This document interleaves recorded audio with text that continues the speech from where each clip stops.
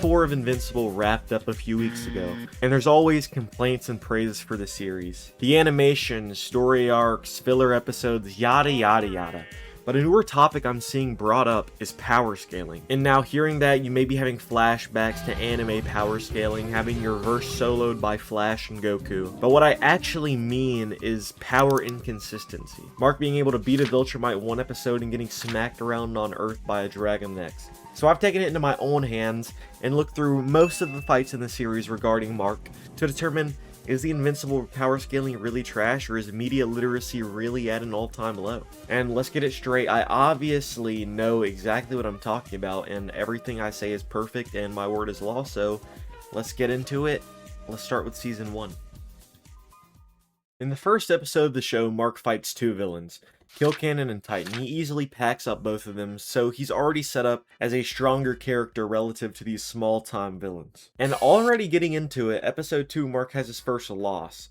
But it's not a physical loss, and this is my favorite part. He sees a woman get shot by these flaxen lasers and start bleeding out, and Mark at this point, he's not being affected by these flaxen lasers, and this sends him into shock. He panics, freaking out, running her to the hospital and away from the fight. That's a clever way to write Mark out of the story. You keep the setup of him already being stronger than these weak guns, and it carries that Mark is still strong. It shows him being able to take damage and these guns aren't affecting him. He's still set up to be strong, but he has a lot to learn as far as being a hero and understanding what it means, I guess, a little bit. You feel me. Now Mark's first physical loss is to the Flaxen leader on the third raid. Mark flies in trying to help out, but is pulled out of the sky by the Flaxen leader, who's wearing a mech suit, and beats Mark, pummeling him into the ground, leaving his nose bloody. He's disoriented, he's in a giant crater, and this makes sense. In the context, they had prep time. It's one of Mark's first of many times being injured. He was caught off guard, and honestly, he's not strong enough to not be able to be touched, it still makes sense. And after that, I'm really gonna go over the entire season. All of Mark's losses make sense. We see him being beat up by the Reanimen, which are able to even give Nolan slight trouble. He struggles but manages to beat these 3 villains at once who are jumping him before Battleby steps in and beats him easily. Doc Seismic is really no trouble. He gets beat by a kaiju that gave Nolan trouble and then was boosted by Cecil and them. And obviously being beaten half to death by Nolan, doing 0 damage, makes sense. Overall, Season 1 has no problems in my eyes. It's a 10 out of 10 season as far as power consistency. Mark is never struggling with things he shouldn't be. Everything makes sense. They're building him up to be strong, but still have weakness. And yeah, it makes sense. Now, the first fight of Season 2 is actually kind of annoying to me. Mark is jumped by 10 maulers and is losing badly. And it makes sense for Mark to lose to these maulers. I'm not saying that he should win this fight, but I feel like he isn't depicted as strong as he should. In Season 3, we see Oliver easily kill 2 maulers, and it feels like Mark isn't putting up enough of a fight. We don't see him actually land any hits. As I edit this, I do see that in the clips, Mark does land hits on the maulers. That was a bit of an exaggeration. But what I'm more implying is he doesn't do substantial damage to them and take any of them out of the fight. So, I still have my point. It's just wanted to clarify. Or even take out 1 mauler. So it just makes him feel really weak. But losing is understandable here. It's just a slight nitpick. Now we move on to some good fights. First off, Mark fights the underwater kaiju in episode 3 of Season 2, and it makes sense for him to struggle here. Kaijus are shown to be very strong in this universe. He's fighting underwater, and they show a Viltrumite weakness, and it makes sense. This is very important. It feels earned to lose. They write in a weakness. The strain of Mark being underwater and the kaijus in the universe are shown to be strong. Perfect fight. The next fight that's notable is in episode 4 against Lucan. He loses badly, then he moves on to fight Thula. And at first he's losing terribly until Nolan tells him to stop holding back. And Mark, seeing the dead Thraxens and being told to stop holding back, actually manages to fight decently on par with Thula. In the end, he still does end up losing because he lets his guard down, and Thula's just strong as it is. But it makes sense. To compare it to the Mauler fight, it felt like he put up a fight in this fight, and he earned the damage he did and the damage he took, and he earned the loss. And you feel me. And it still depicts him as being strong, fighting on par with a Viltrumite. Very cool. Very fun. It also shows that Mark doesn't tend to go all out in his fight until he sees other people, other creatures affected by the fight going on. Like when he sees the Thraxens, he actually locks in and cries in the fight more. The next big fight is Anissa, and no problem, makes sense. Mark loses badly, but a big problem I have is in episode 8. Angstrom is like 20 feet away from Mark in a living room. Viltrumites are shown to have super speed, able to move insanely fast without needing momentum first. But when Mark rushes at Angstrom, he's able to react and summon a portal in time. We've seen Mark cover distance like this in less than a second. And you can say Mark isn't going all out, but why wouldn't he at least go all out in the speed to restrain Angstrom, who at this point is holding his mom and brother captive? Other than that, the fight with Angstrom is fine. You know, Mark wins, makes sense. It's just very annoying at the speed and consistency, but whatever. Okay, Season 3 opens with Mark getting his first bit of training, and it states how much stronger, faster, and more durable he is. This season is when I started seeing people really call out the power inconsistencies, and for good reason. In the first episode, Mark and Eve fight a more powerful Doc Seismic and manage to get beat by these centipede things, and it really doesn't feel earned. They talk about how strong Viltrumites are. Now, there's not many things on Earth that can stop them, but then they continue to introduce creatures capable of hurting Viltrumites quite often.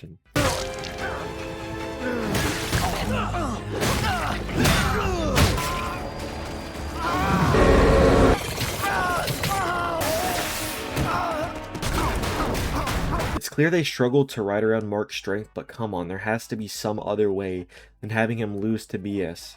My next problem is speed and consistency of Mark, not being able to avoid a slow-moving beam fired by the Maulers. I mean, Mark should not be getting hit by this beam, and it feels like they could have written it better, have him get hit defending someone, make it show that he's selfless, but they just don't, and it's like very boring to see him get hit and just abused for no reason. Now, the biggest thing I saw getting clowned this season was Mark fighting the Dragon Crime Lord and basically losing. And honestly, for really good reasons. Once again, something is able to beat up Mark doing insane damage, and Mark doesn't even end up winning the fight. He's actually losing and gets bailed out by the dragon despawning because of some other BS happening in the episode. If you set up Viltrumites as these world-ending threats and then have Mark getting stronger and still losing, it's slightly annoying. It breaks you out of the story a bit. Also, on the side tangent, the lack of use of the Viltrumite, like, weakness is annoying. Like, we could have a few more people or a few more things capable of using it to actually hurt Mark instead of just having him lose to bullshit. I'm gonna skip over the Powerplex fight. That really wasn't a fight. He basically threw Powerplex around and then let him burn out all of his energy. He wins that easily, you know, there's nothing to really go over there. In the Invincible War, we see Mark basically fight Mohawk Mark, beating him decently easily, but then getting jumped by this superhero team and just getting beaten a bit too easily for me. You can explain it away as Mark trying to explain that he isn't actually the Mark that attacked the prison, and then that it's like a mistake and multiverse and stuff. But, you know, you can have him fighting back a bit more. Like, he shouldn't be getting hit so easily. It's just a slight nitpick again. I don't know. We then see Mark and Eve against the two other variants. Mark is easily beating one, but Eve is beaten by the other, causing Mark to flee the fight, you know, having to rush Eve to the hospital. This brings up a huge problem with Eve's powers as a whole. Like, she's very overpowered, like with Mark's super speed, so they just kind of ride it out and in for the plot, depending on what they want to do. In the Conquest fight, she manages to get hits easily, hold him in the air with the density shit, but against these far weaker Viltrumite variants of Mark, she just gets beaten easily. It just feels super annoying having her struggle with these weak Viltrumites in an episode later, after she's injured, being able to compete with Conquest. It's just inconsistency once again. Now, one of the best fights in the show, Mark versus Conquest. And I've seen people say that Mark won this with plot, but really, I think this fight was earned. In the beginning of the fight, Mark is getting dragged by Conquest. It's no competition, and Conquest isn't truly trying either. He's about to get beaten when Oliver comes in, giving Mark time to breathe, recover, get ready some more, but that's until he sees Oliver almost getting split in half by Conquest. Mark gets straight back into the fight after this, managing to actually get hits on Conquest and getting him to try more. We've seen time and time again, Mark really goes all out in a fight when his family or when people are in danger, and it makes sense. This alone isn't enough though. Conquest gets the upper hand again and breaks Mark's thigh easily. At this point, Eve comes back, giving Mark a second, holding Conquest off until she gets impaled. This sends Mark over it again, tweaking. We see Mark getting guttural, pushing his body. He shatters his arm to break Conquest's glove and keeps going, biting, punching, kicking, and back and forth until Eve does the huge damage to Conquest with her limiters off. Mark gets the upper hand here, getting his other arm broken, but once he has Conquest on the ground, he headbutts him to death, caving his skull in, winning the fight. Mark broke everything to kill Conquest here and had help. So, like, it really makes sense that he wins. He was more invested in the fight. He cared more. He was going all out from the beginning more. It just makes sense that he wins the fight. And also, you know, it's not like he did it solo. People act like Mark just did this shit solo, no help. So, like, yeah, like, now moving on to season 4. And my first complaint of the season is Mark's fight with the Sequids. At this point in the series, Mark should not have any trouble with the Sequids. We should have saw him stop struggling with Sequids in season 2. He struggles way more than he should, and I understand having to write around a character so strong is annoying. But it can be done well. For example, JJK with Gege writes Gojo out of the story in many ways that don't include strength. Best example being the prison realm. And they honestly could have written Mark out of the fight easily, having him arrive, the barrier's already being up, he can't enter. And one of the worst problems this season is Mark being stopped by the Flex and Invasion. By these 2 robots.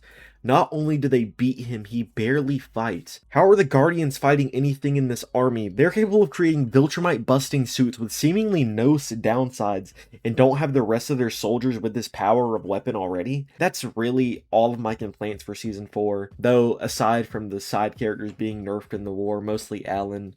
Once again, the Conquest fight isn't power inconsistency. Mark just cared more from the beginning this time, going all out. The best power consistency was Thrag, whose power was shown very well. So overall, these are the big inconsistencies of power in Invincible, and it can be annoying, but I do understand the writers have to have stakes in the show to make a story interesting.